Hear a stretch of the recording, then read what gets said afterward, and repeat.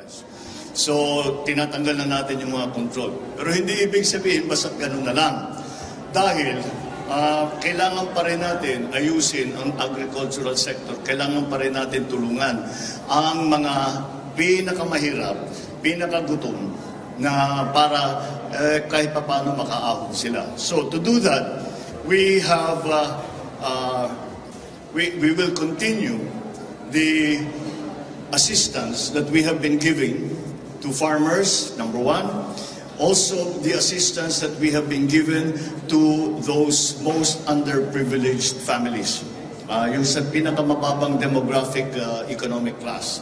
Dahil talaga sila ang naghihirap. So, yun ang aming ginagawa. Dahil naman, meron tayong ina-anticipate. Hindi natin makontrol pa rin ang market. Pero para naman, kung meron pang mangyari at ito'y maging mas mahirap para sa certain sector of our society, talagang ginagawa na natin ito, tumutulong na tayo, but we are going to continue and watch very closely kung sino ang mga tatamaan.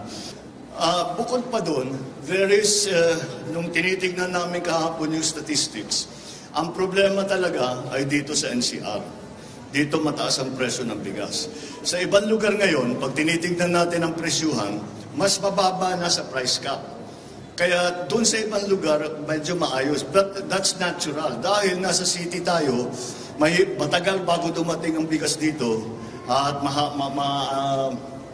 nagiging mahal ang transportation, storage, processing fee dahil doon. Kaya tumataas naman ang presyo dito sa NCR.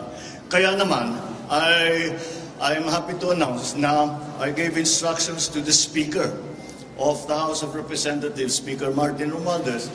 Sabi ko sa kanya, we have to do something for NCR. Kaya nagbubuo ang House of Representatives ng isang programa na para sa mga NCR congressmen. There are 33 NCR congressmen. Ngayon, ang gagawin is the 33 NCR congressmen will be giving the assistance na magbibigay tayo ng bigas doon sa iba't ibang area dito sa Petro Manila, dito sa NCR. So that's another measure that we are undertaking para naman hindi basta't pinabayaan na, basta't maayos na yung price cap, hindi alisin na lang natin, tapos na. Hindi pa tapos to. Marami pa tayong ginagawa para tiyakin na ma-maintain nga natin ang presyo, ma-maintain. Ang supply hindi talaga problema. Ang supply talaga hindi problema. We have, I think, presently close to 40 days. Packet lang ng packet, ang maani tayo. So so we are lifting the price cap. But besides that, we are taking other measures para tulungan ang ating mga farmers in terms of their equipment, their processing, etc. We are also concentrating on the NCR because that is where the prices are most volatile and are highest. So doon tayo mag-concentrate una. We'll pilot that project with the 33 NCR districts, NCR congressmen, na makapagbigay ulit tayo ng bigas. And the RCEF that we are going to use is going to be the totality of the collection of the rice tariffication law. So doon natin ilalagay lahat.